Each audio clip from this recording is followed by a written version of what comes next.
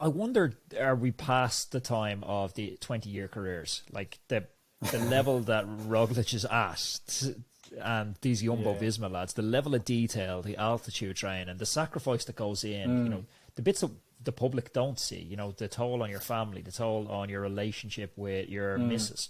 Like, is that all sustainable on 20-year careers with the level they're doing it at now? Well, there's two things there.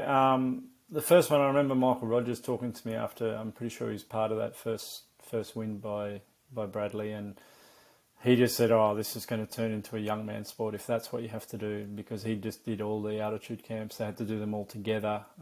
So they were all there together for months on end in the same hotel. And he said, you can do that 1 or 2 years, but I don't know if guys are going to be able to do this 10 years straight. And if you definitely what you just said, if you've got a family, wife and kids, I will say that the racing calendar has been reduced. We were racing a lot more. So when I turned pro, I can't guarantee it, but 90, 100 days was more normal, and now it's 60.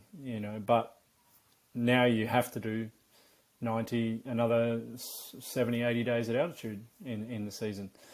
So that's one side of it, and the other side is those names you mentioned too are not the guys that are going to have 20 years careers. And I talked with Tom Boonen about this when he was going to retire. He said, yeah, look, I'd love to ride for a few more years and, like you, and just keep riding. But he can't, there's an expectation of a level. He couldn't take half his salary and just ride around. So he's either winning or you're moving on. So when those guys that you mentioned, earning that kind of money, the expectation and where they need to be in the bunch and what they need to be doing.